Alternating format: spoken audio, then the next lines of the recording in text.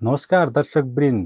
निकै नै चर्चित तथा लोकप्रिय सिरियल कान्छीको यति बेला सागर र कान्छीको मिलन भएसँगै परिवारमा खुसी छाएको छ भने उता कान्छीका भाइको सम्बन्ध र उनको जुन सफिया थिइन् उनलाई भने उनका बुवाले लगिसकेको अवस्था छ।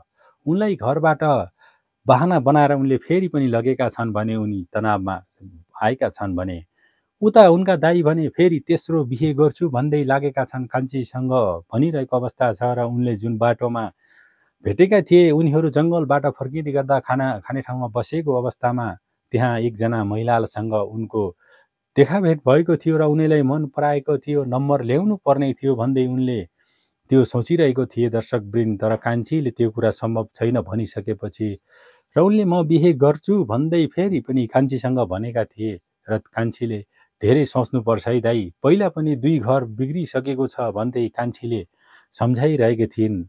हो दर्शकवृन्द, उता सोफिया भने बहाना बनाएर आएका बुवासँग घर फर्केकी छिन्।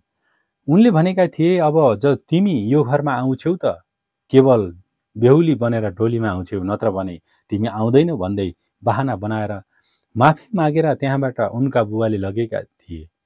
कान्छीले पनि उनलाई पठाउनु पर्छ, यति सानो उमेरमा यहाँ राख्नु हुँदैन भन्दै त्यहाँबाट पठाउने कोसिस गरेकी थिइन् र अन्तमा उनले लगेर गएका थिए। जङ्गलतिर लागेका प्रियाका बोयफ्रेन्ड तथा जुनु भने अब एक आपसमा नाटक गरेर भए पनि यसलाई मायाजालमा पारेर अब म फर्किन्छु भन्दै जुनुले बहाना बनाउन थालेकी छन्।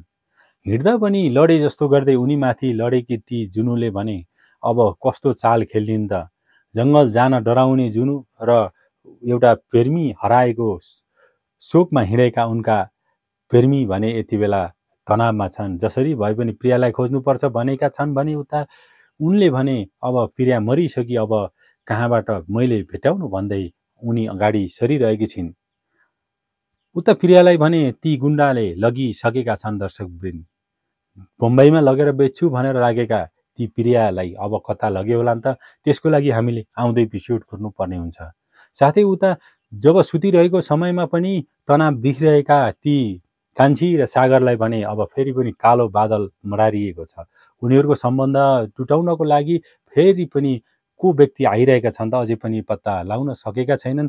जब उनीहरू सुतिरहेको अवस्थामा 2-3 दिनदेखि जब सताइरहेका थिए उनीहरूलाई, रातको समयमा जागराम बसेर उनीहरूले खोज्नको लागि त्यहाँ बसेका थिए। माथि बसेको ठुले र साने तथा तल कान्छी र सागरले हेर्दै गर्दा झ्यालबाट दर्शकवृन्द के हेर्न थालेका थिए, त्यहाँबाट उनीहरू निस्किएर पछि लागेका थिए। उनीहरू पछि लाग्दै गर्दा ती व्यक्ति भागेर परसम्म गए तर उनीहरूले भेटाउन सकेका थिएनन् भने उता झ्यालमा उसको चिनो छोडेर गएको थियो, एउटा रसी टाइपको केही सामान छोडेर गएको छ र त्यसले अब पहिचान दिलाउने छ, उनीहरूको परिचय खुल्नेछ, को व्यक्ति होला त रातको समयमा आउने।